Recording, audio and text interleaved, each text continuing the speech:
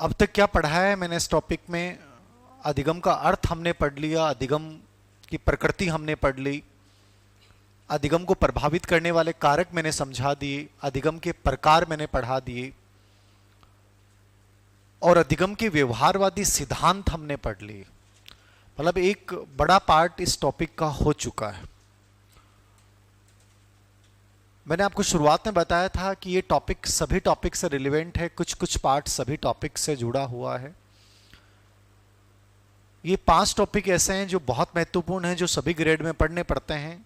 अधिगम, विकास, शिक्षा मनोविज्ञान, समायोजन, और कुछ में मेंटल हेल्थ है, कुछ में मेंटल हेल्थ नहीं है, वैसे सबको पढ़ना चाहिए मेंटल हेल्थ। इमोशनल इंटेलिजेंस, ये सभी में आता है, और ये सभी को साइकोलॉजी में पढ़ना है, चाहे आप रीट दो, चाहे थर्ड ग्रेड दो, चाहे सेकंड ग्रेड दो, चाहे ग्रेड फर्स्ट दो। और ये पूरे मनोविज्ञान का सबसे बड़ा 70% पार्ट भी है। बाकी जो पार्ट बच जाता है उसमें आप पर्सनैलिटी, मोटिवेशन, इंडिविजुअल डिफरेंस, ये 3 टॉपिक ऐसे होते हैं जो केवल ग्रेड सेकंड में, रीट में, थर्ड ग्रेड में, इन्हीं में पढ़ने पड़ते हैं। ग्रेड फर्स्ट के बच्चों को नहीं पढ़ने पड़ते। तो अधिगम टॉपिक अपना चल रहा है। अधिगम की जो लास्ट क्लास थी उससे मैंने आपको संज्ञानवाद स्टार्ट किया था। संज्ञानवाद का मतलब यही होता है कि जो मानसिक क्रियाओं को मनोविज्ञान का केंद्र मानता है, जो बाह्य कारकों की अपेक्षा आंतरिक कारकों को महत्वपूर्ण मानने लग जाता है, वो कॉग्निटिव थ्योरीज कहलाते हैं। इसमें सबसे इंपॉर्टेंट जो मैंने आपको बताया, कल की जो क्लास थी वो जीन पियाजे बेस्ड थी। यद्यपि पियाजे कल की क्लास में भी पूरा नहीं हुआ था। कल मैंने जीन पियाजे के पूरे कॉन्सेप्ट समझाए आपको। जीन पियाजे ने संज्ञानात्मक विकास का व्यवस्थित अध्ययन किया। उन्होंने कहा कि विकास असतत होता है, गुणात्मक रूप से भिन्न होता है। 3 कारक योगदान देते हैं: जैविक परिपक्वता, भौतिक वातावरण, सामाजिक वातावरण, जिसमें जैविक परिपक्वता इंपॉर्टेंट है। बच्चा वातावरण के साथ संबंध बनाते हुए समझ का विकास करता है। बुद्धि जन्मजात नहीं होती, बुद्धि अर्जित होती है, जिसमें 2 योग्यता होती हैं: संगठन व अनुकूलन। फिर मैंने आपको स्कीमा समझाया। स्कीमा क्या है? स्कीमा वातावरण में स्थित चीजों को जानने और पहचानने की प्रक्रिया स्कीमा कहलाती है। रीट का यदि आप एग्जाम देते हैं, और देंगे मुझे लगता है आप में से, और देना भी चाहिए उन बच्चों को जिन्होंने रीट अभी तक नहीं किया है, क्योंकि रीट ही नहीं है तो कॉन्फिडेंस ही नहीं आएगा। और जिन्होंने 22 का दे रखा है वो रह सकते हैं बिना देने से, बट फिर भी मैं कहूंगा कि उनको देना चाहिए। कन्फ्यूजन जरूर पैदा होगा, थोड़ा सा डायरेक्शन जरूर चेंज होगा कि हम ग्रेड फर्स्ट ग्रेड सेकंड कर रहे हैं, तो क्या रीट की तरफ परवर्त होना हमारा सही है? यदि आपको थर्ड ग्रेड टीचर नहीं बनना तो सोचना भी नहीं, और आपके मन में कहीं ना कहीं छुपा बैठा है कि यार मौका मिलेगा तो देखेंगे, मौके की तलाश में हैं, तो आपको आपके पास योग्यताएं कम से कम होनी चाहिए। भरमी जरूर करेगी, आपको डाइवर्ट जरूर कर सकती है, specially grade first grade second के बच्चों को, क्योंकि माहौल बन जाता है, चीज़ें बन जाती हैं। पहले किसी ने सोचा नहीं था कि रीट कब आएगी, रीट कब आएगी। अब रीट आ गई तो रीट में टाइम बहुत कम दिया इन्होंने। ऐसे ही आप लोगों के साथ होगा। ग्रेड फर्स्ट ग्रेड सेकंड का जैसे डीपीसी हुई, अचानक से एक दिन आएगा कि ये वैकेंसी आ रही है, और हो सकता है कि वो टाइमिंग आपको 7-8 महीने दे दें, तो उस दिन प्रेशर में आ जाओगे। आज बहुत से बच्चे प्रेशर में हैं जिनका केवल रीट ही टारगेट था, उनकी टेंशन हो जाती है। फिर आप 2.5 महीने में क्या करेंगे, कैसे करेंगे, चीज़ों कैसे करें, कोचिंग करें कि सेल्फ स्टडी करें। तो ये कन्फ्यूजन्स नहीं होने चाहिए लाइफ में। आपकी प्रिपरेशन ऐसी गजब की होनी चाहिए कि कभी भी विज्ञापन आए, कभी भी कुछ भी आए, आप अंदर से इतने कॉन्फिडेंट हो कि यार 4 महीने बाद एग्जाम हो जाए, कोई फर्क नहीं पड़ता, मैं तैयार हूँ।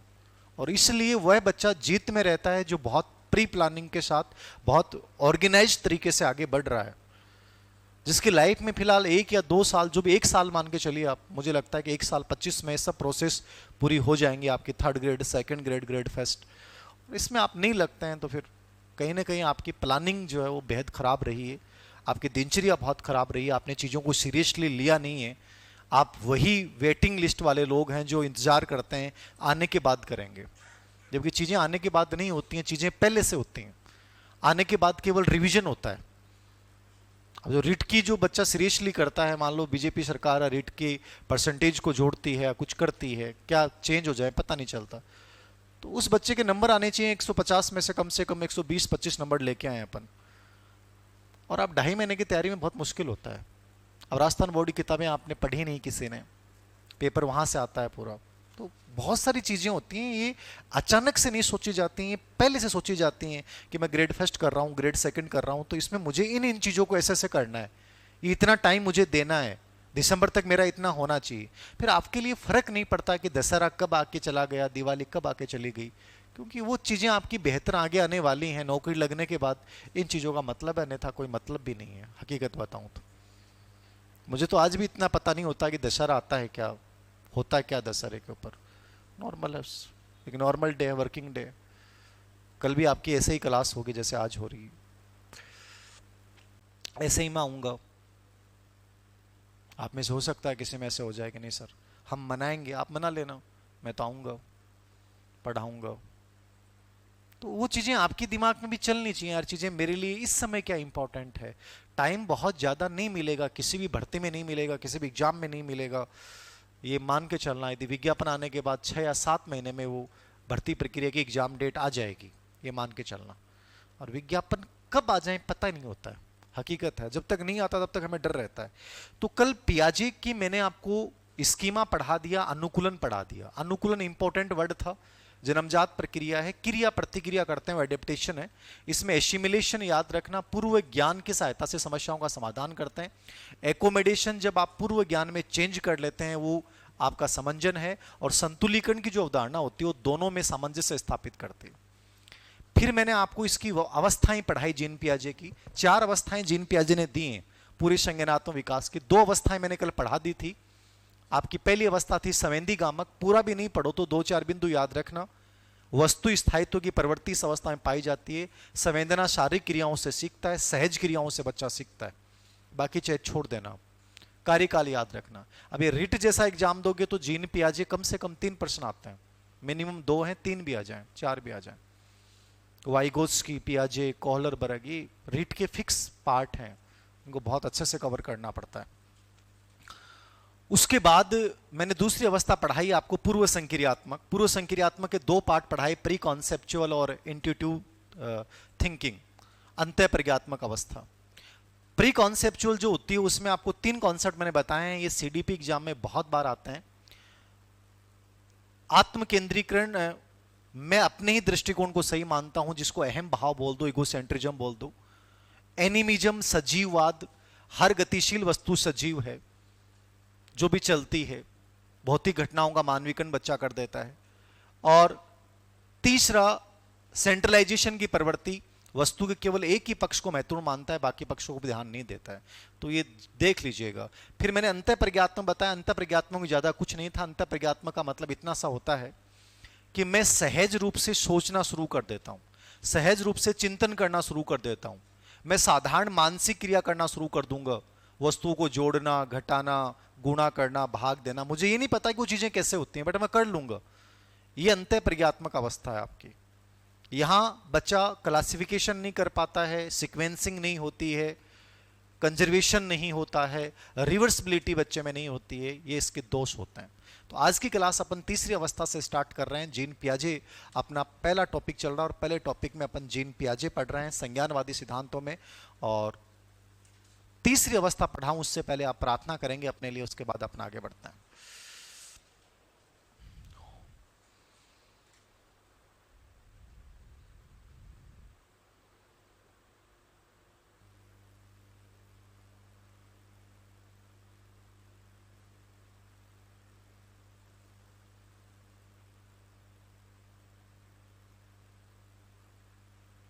ओके,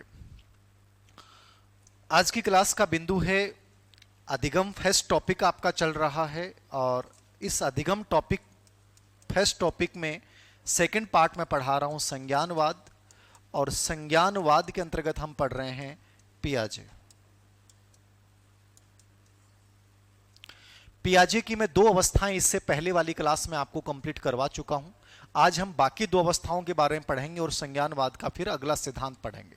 तो पियाजे की जो तीसरी अवस्था का नाम है वो है मूर्त संक्रियात्मक अवस्था। मूर्त संक्रियात्मक अवस्था, कॉन्क्रीट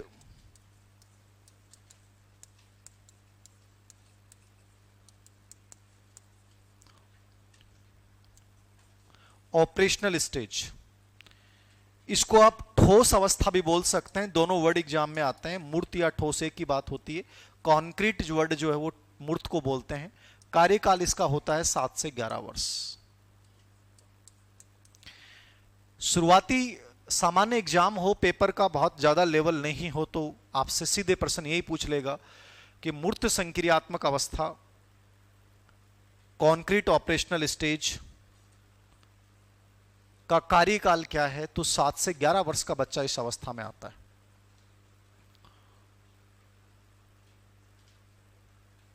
कितने वर्ष का बच्चा आता है? 7 से 11 वर्ष का बच्चा। अब बाल्यावस्था आ गई है कंप्लीटली। बाल्यावस्था का जो बच्चा होता है वो कौन कौन सी क्रियाएं करता है वो आपको समझनी है। बाल्यावस्था में बच्चे की मानसिक क्रियाएं क्या होती हैं वो समझनी है।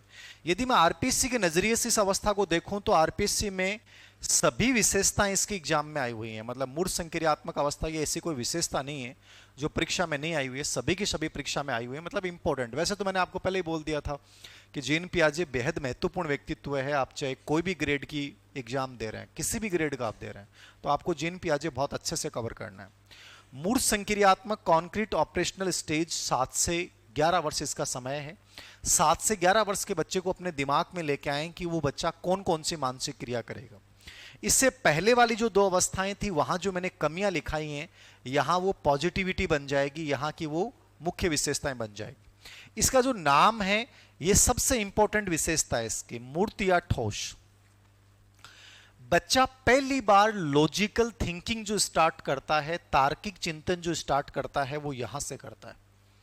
इससे पहले वो तार्किक नहीं होता है, सहज चिंतन किया है उसने, बट वो लॉजिकल यदि बनता है तो वो 7 से 11 वर्ष में बनता है। जो चीजें उसके सामने हैं उस चीज के ऊपर वो सोचना शुरू कर देगा, जो सामने नहीं है उस पर नहीं सोच सकता। वो केवल मूर्त है, मेरे सामने चीज आई और मैं उसके ऊपर सोच रहा हूं, बात कर रहा हूं, तो ये मेरा ठोस चिंतन है। तो सबसे अधिक बार प्रश्न पूछा गया है, शुरुआती रिट देखोगे 11-12, इनमें तो यही प्रश्न आया है मैक्सिमम, ये इसके अलावा प्रश्न नहीं पूछा। ठोस चिंतन, मूर्त चिंतन कौन सी अवस्था की विशेषता है? मूर्त का मतलब जो मुझे दिखाई देती है और देखी गई वस्तु के अलावा मैं उसके अलावा उससे अन्यत्र कोई विचार नहीं सोच सकता, ये मेरा ठोस चिंतन है। बाकी इसकी जितनी विशेषताएं सब के सब एग्जाम में आई हुई हैं, तो छोड़ना तो कुछ है ही नहीं। तो पहली विशेषता लिखो आप, इस अवस्था में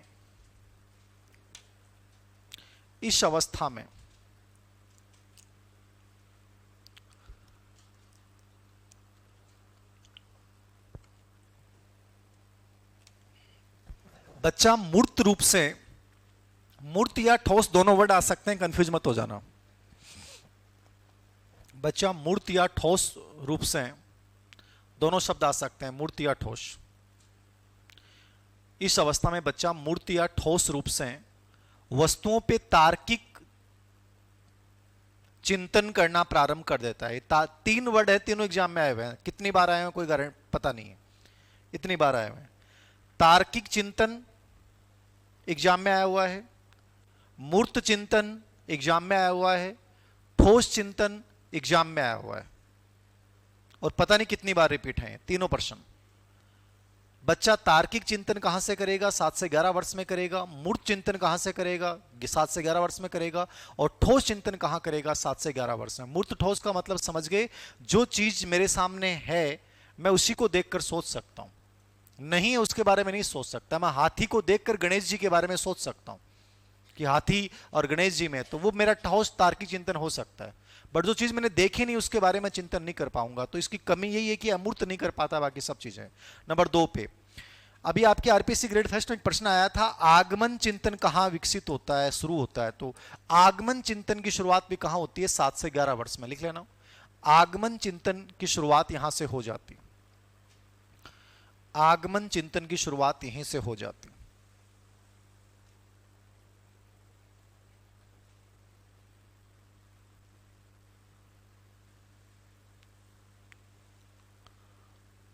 आगमन चिंतन की शुरुआत यहीं से हो जाती है।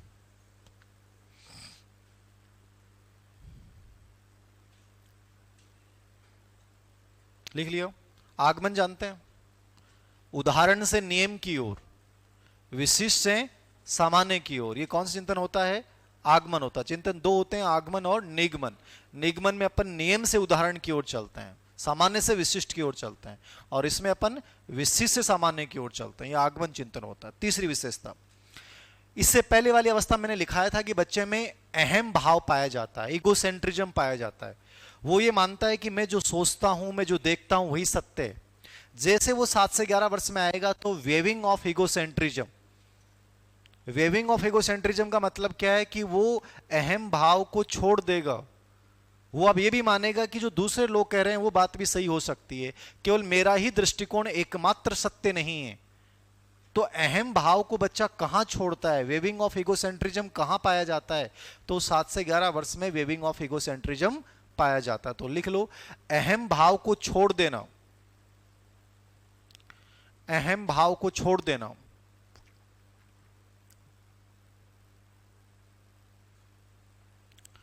अहम भाव को छोड़ देना, दूसरों के दृष्टिकोण को समझने का प्रयास करना, दूसरों के दृष्टिकोण को समझने का प्रयास करना, कंपेरेटिव याद करना है। वहां अहम भाव पढ़ रहे थे, कहां पे? दूसरी अवस्था में। यहां पे अहम भाव को छोड़ दिया है बच्चे ने, वो अपने दृष्टिकोण पे टिका नहीं रहेगा, वो दूसरों की बातों को स्वीकार करना शुरू कर देगा। तो वेविंग ऑफ इगोसेंट्रिज्म, यानी वो अपने केवल स्वयं के विचारों को एकमात्र सत्य नहीं मानता, वो दूसरों के दृष्टिकोण और विचारों को स्वीकार करना शुरू कर देता है। इंपॉर्टेंट चीज है। आ रही बात समझ में? कोई डाउट है किसी को? यहां तक कोई दिक्कत नहीं है? इससे पहले वाली अवस्था में अहम भाव था, यहां पे अहम भाव नहीं है। नेक्स्ट, इससे पहले वाली अवस्था में मैंने लिखाया था कि बच्चे में वर्गीकरण की योग्यता नहीं पाई जाती। यहां पे क्या आ जाएगा? बच्चा वर्गीकरण कर सकता है, तुलना कर सकता है, डिफरेंट कर सकता है। वस्तु ये इससे बड़ी है, ये इससे छोटी है, इसमें ये विशेषताएं, इसमें ये विशेषताएं। तो वर्गीकरण करना, तुलना करना, संबंध स्थापित करना, अंतर करना, ये चारों योग्यताएं कहां डेवलप हो जाती हैं? लिख लो, वस्तुओं का वर्गीकरण करना, अंतर करना, वर्गीकरण करना, अंतर करना, तुलना करना, वर्गीकरण करना, अंतर करना, तुलना करना, वह संबंध स्थापित करना। वस्तुओं का वर्गीकरण करना, तुलना करना, अंतर करना, संबंध स्थापित करने की योग्यता का विकास, की योग्यता का विकास। वर्गीकरण, तुलना, अंतर, संबंध स्थापित करने की योग्यता का विकास कहां पे हो जाता है? कहां पे? 7 से 11 वर्ष में। समझ में आ गई? लाइन्स एज इट इज ऐसी लाइन एग्जाम में पूछी जाएंगी आपसे कि बच्चा किस अवस्था में दो वस्तुओं में तुलना कर सकता है, अंतर कर सकता है, डिफरेंट कर सकता है, रिलेशनशिप स्थापित कर सकता है। आपको आंसर बताना है कि 7 से 11 वर्ष का जो बच्चा होता है वो ये चीजें कर सकता है। नेक्स्ट विशेषता, इससे पहले वाली अवस्था में मैंने एक विशेषता लिखाई थी कि बच्चे में पलटावी गुण नहीं पाया जाता, रिवर्सिबिलिटी नहीं होती है। अब यहां इस प्रश्न को 4-5 तरीके से पूछा गया है। साइकोलॉजी है, भाषा बदलेगी। मेरे दिमाग में जितने प्रश्न आज तक आए हैं वो सब रहे, इसलिए मेरे को लगता है कि यार इस परीक्षा में और टेट में अलग पूछता है, एस टेट में अलग भाषा आ रही है, सी टेट में अलग आ रही है, रिट में अलग आ रही है, फर्स्ट ग्रेड में अलग आ रही है, सेकंड ग्रेड में अलग आ रही है। समझो कॉन्सेप्ट को। ये इससे पहले वाली अवस्था में मैंने एक वर्ड लिखा है आपको, पलटावी गुण। पलटावी, पलटावी क्या है? रिवर्सिबिलिटी है। क्या है? रिवर्सिबिलिटी। रिवर्सिबिलिटी क्या होती है? रिवर्सिबिलिटी किसको बोलते हैं अपन? चीजों को उल्टा कर देना, बदल देना। जब बच्चे को नियमों की समझ हो जाती है तो उसको अपन बोलते हैं उसमें पलटावी गुण विकसित हो गया। अब पलटावी के स्थान मैंने कहा कि जैसे एग्जाम में आ गया, आपके सेकंड ग्रेड में इस बार आया प्रतिवर्तता। ठीक है, प्रतिवर्तता क्या है? ये इसी का नाम है। विलोम्यता क्या है? ये इसी का नाम है। बात एक ही है, भाषा चेंज होती है। जो रिवर्सिबिलिटी है, जो पलटावी है, उसी को आप विचारों में विलोम्यता बोल दो, विपरीतीकरण बोल दो। विपरीतीकरण क्या है? एक ही बात। अब आपके सामने नया वर्ड आ गया विपरीतीकरण, आप खोजोगे सर ये तो पढ़ा ही नहीं आपने, विपरीतीकरण कहां से आया, आपने तो आज तक पढ़ा ही नहीं। जो विपरीतीकरण है वही पलटावी है। समझ में आ गया? तो 4 टाइप से प्रश्न पूछ सकता है, भाषा वो चेंज कर सकता है। समझना इतना ही है, प्रतिवर्तता क्या है, पलटावी क्या है, विलोम्यता क्या है, विपरीतीकरण क्या है। जब वो चीजों को बदल डालता है, वो चीजों को उल्टा कर देता है, उसकी ये समझ डेवलप हो जाती है कि मेरे घर से मेरा स्कूल 5 किलोमीटर दूर है, तो मेरे स्कूल से मेरा घर भी 5 किलोमीटर दूर होगा। वो ये बात बदल सकता है कि 5 रुपए बराबर 500 पैसे होते हैं, तो 500 पैसे बराबर कितने रुपए होंगे? 5 रुपए होंगे।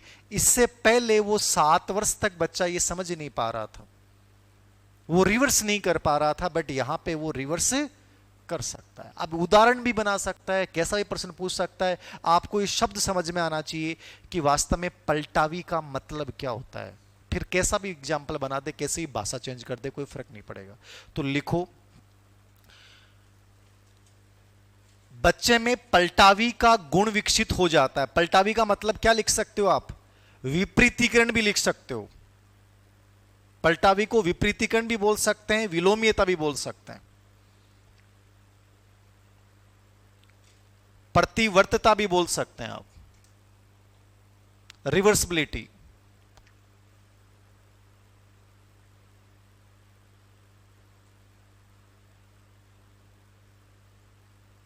आपसे पूछेगा अनपलटावी गुण कहां होता है? अनपलटावी, तो अनपलटावी तो कहां पाया जाता है? 7 वर्ष तक, यानी पूर्व संक्रियात्मक अवस्था में बच्चा अनपलटावी होता है, पलट नहीं सकता। और पलटावी गुण विकसित कहां हो जाता है? 7 से 11 वर्ष में। मतलब क्या हुआ इसका? लिख लो इसके आगे, बच्चा नियमों की समझ रखने लग जाता है, बच्चा नियमों की समझ रखने लग जाता है,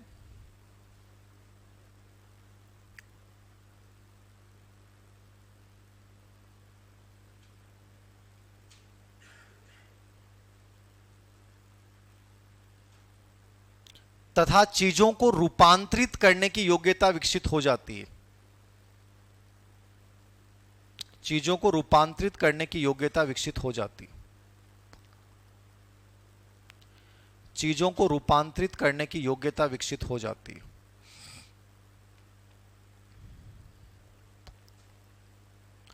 चीजों को रूपांतरित करने की योग्यता विकसित हो जाती है।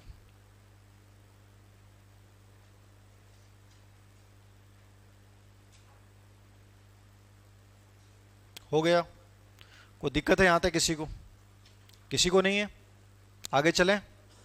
Okay, next. इससे पहले वाली अवस्था में हमने पढ़ा था कि बच्चे में सेंट्रलाइजेशन की प्रवृत्ति होती है, केंद्रीकरण की प्रवृत्ति होती है। वो वस्तु के केवल एक ही पक्ष को देखता है। उस पे हमने 2 गिलासों का प्रयोग किया, उस पे 9 गोलियों का प्रयोग मैंने समझाया। क्या यहां वो सेंट्रलाइजेशन के साथ चलेगा या वो डिसेंट्रलाइज होगा? वो डिसेंट्रलाइज होगा। अब देखो भाषा इतनी चेंज होती है। केंद्रीकरण की प्रवृत्ति वहां थी, यहां पे कौन सी प्रवृत्ति डेवलप होनी शुरू होती है? विकेंद्रीकरण, डिसेंट्रलाइजेशन डेवलप होता है। विकेंद्रीकरण को उलझाने के लिए एग्जामिनर आपके सामने एक वर्ड डाल सकता है, अतिपूर्तिकरण। ये भाषा का गेम है। अतिपूर्तिकरण और विकेंद्रीकरण दोनों डिफरेंट वर्ड देखने में है, बाकी मतलब इसका एक ही है। दोनों प्रश्न एग्जाम में आए हुए हैं। इससे पहले वाली अवस्था में वो सेंट्रलाइज कर रहा था चीजों को, वो केवल वस्तु के एक ही पक्ष पे ध्यान दे रहा था, उसको अपन बोलते हैं केंद्रीकरण की प्रवृत्ति। 9 गोलियों का प्रयोग करके मैंने बताया आपको, 2 गिलासों का प्रयोग करके मैंने समझाया आपको। अब बच्चे के सामने जैसे तुम 2 गिलास लेके जाओगे, एक गिलास ये है और एक गिलास ये है, और तुम ये कहोगे कि बेटा एक गिलास चुन लो, तो बच्चा इनमें से किसी भी गिलास को ले लेगा।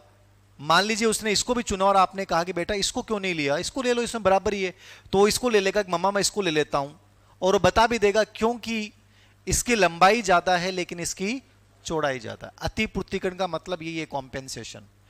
आप इसकी एक दिशा की पूर्ति दूसरी दिशा में बढ़ा के कर सकते हो, यानी इसकी लंबाई ज्यादा है तो इसकी क्या बढ़ा सकते हो? चौड़ाई बढ़ा सकते हो। अरे देवेंद्र यार चाय पीने की मेरी भी इच्छा हो रही है, आज फास्ट है ना, तो ऐसा चाहे वह ऐसा काम चलाना पड़ेगा। विकेंद्रीकरण, अतिपूर्तिकरण, समझ में आया? अतिपूर्तिकरण क्या होता है, डिसेंट्रलाइजेशन क्या होता है कि आप एक दिशा की पूर्ति दूसरी दिशा में बढ़ा के कर सकते हो। इंग्लिश में बोलते हैं अपन कॉम्पेंसेशन। मैं जब एडजस्टमेंट टॉपिक पढ़ाऊंगा तो वहां क्षतिपूर्ति युक्ति पढ़ाऊंगा। तो कॉम्पेंसेशन अतिपूर्तिकरण है। अब वहां कॉम्पेंसेशन का मतलब अलग हो गया, यहां पे अलग हो गया। पूरा मनोविज्ञान जुड़ा हुआ है। एक टॉपिक तो ढंग से पढ़ लियो, दूसरे समझने में आसानी होगी। हर टॉपिक आपस में रिलेवेंट है। इसलिए साइकोलॉजी पढ़ना मत पढ़ो तो पूरे मनोविज्ञान को शिद्दत के साथ पढ़ना। नहीं प्रॉब्लम्स आएंगी, कोरिलेवेंट नहीं कर पाओगे चीजों को तो पता नहीं चलेगा। यहां ये अलग बोल रहा है, मानसिक विकास में अलग चीजें आएंगी। चीजों को जोड़ना सीखिए। एक जगह कॉन्सेप्ट क्लियर हो रहा है, दूसरी जगह ऑटोमेटिकली कॉन्सेप्ट क्लियर हो रहा है। तो अतिपूर्तिकरण क्या है? विकेंद्रीकरण का ही रूप है। विकेंद्रीकरण क्या है? वस्तु का एक ही पक्ष पे ध्यान नहीं देता बच्चा, हर पक्ष पे ध्यान देना शुरू कर देता है। इसको अपन बोलेंगे डिसेंट्रलाइजेशन। इससे पहले हमने केंद्रीकरण पढ़ा, यहां पे क्या आ गया? विकेंद्रीकरण। विकेंद्रीकरण का मतलब क्या है? वस्तु के हर पक्ष पे ध्यान देगा, ये विकेंद्रीकरण है। अब उसके ये समझ में आ गया कि इसकी लंबाई ज्यादा है तो इसकी चौड़ाई ज्यादा है। अतिपूर्तिकरण क्या है? कॉम्पेंसेशन क्या है? कॉम्पेंसेशन ये कहता है कि वस्तु की एक दिशा की पूर्ति दूसरी दिशा में बढ़ा के की जा सकती है। इसमें लंबाई ज्यादा है तो इसमें हम चौड़ाई बढ़ा देंगे, तो इसमें जितना कंटेंट आएगा, इसमें जितनी क्वांटिटी आएगी उतनी कितने आ जाएगी? इसमें आ जाएगी। तो ये जो सोच है इसको अपन क्या बोलते हैं? अतिपूर्तिकरण बोलते हैं। बात एक ही है, समझने का नजरिया बस अलग अलग है। लिख लो देवियों। आजादी तो कंफ्यूज हो रही होंगी, मैं रीट की कर लेंगे सर। बताओ ये क्या की करशो? क्या की करशो? आदमी का फोन को नहीं आया क्या कराऊं? बताओ। बैडी थैडी में आज समस्या हो जाओ। माला बयां बोल रहे हैं कि है ना अब रिट की कर ले, अब तू है ना फैस को डल छोड़ दे। गुरुजी बताओ हम बाड़ी बात मानू की मानू थे खदो तो बताओ सर। अब बहुत प्रॉब्लम हुआ है। इसलिए बैडी थैडी लुगाई के सामने जितनो संघर्ष हो बतू किक्की को नहीं हुआ। और पिछले 5 साल में सबसे अधिक सिलेक्शन को रेशियो भी बैडी थैडी को ज्यादा है। ये भी सही रीजन है। बैडी थैडी को सिलेक्शन रेशियो ज्यादा हो रही है क्योंकि बेचारी भाई तो स्ट्रगल कर रही है ना भाई, स्ट्रांग हो जाए। फिर एक तरफ आदमी लाग रहे हो, एक तरफ सासू छाती छोड़ रहे हैं, एक तरफ देर सिंह सर मोटिवेट कर रहे हैं कर दो, बाहर निकल जाओ, दीवारों को तोड़ दो। सर करा के सर बताओ। इसलिए मेलो मोटिवेशन काम आवा बाक है क्या कहे बैडी थैड्या के अरे मत करो सो देर सिंह सर बोल दियो, मैं मेरा सेल्फ रेस्पेक्ट जागो है, मैं करूंगी। और फिर बस निकले फिर जोश में आके बस पढ़ने ना भाई सिलेक्शन लेके जा।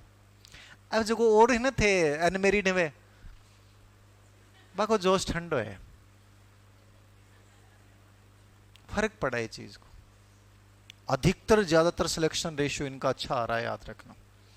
क्योंकि बाके बड़ो प्रेशर है, समझ रहे हो? और प्रेशर आदमी के लिए अच्छा होता है। क्या होता है? अच्छा होता है, पढ़ाई के लिए बहुत अच्छा होता है। अब जैसे रीट का आया तो कई बच्चे जो सो रहे थे वो जागेंगे। अब कम से कम 2.5 महीने पढ़े तो गे, आगे परिणाम तो क्या आएगा अलग चीज है। कम से कम 2.5 महीने आप अच्छे से पढ़ रहे हो, बहुत प्लस पॉइंट चीज होती है। तो हम समझते नहीं है बस चीजों को कैसे हमें मैनेज करना है, ये प्रॉब्लम है, घबराते जल्दी हैं। लिख लो इसमें विकेंद्रीकरण अतिपूर्तिकरण एक ही बात है, समझ में आना। अतिपूर्तिकरण को अपन कॉम्पेंसेशन बोलते हैं। क्या बोलते हैं? कॉम्पेंसेशन।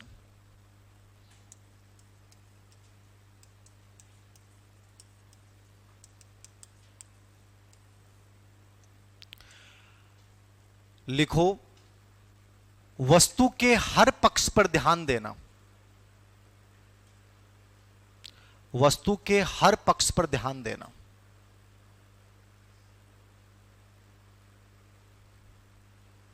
वस्तु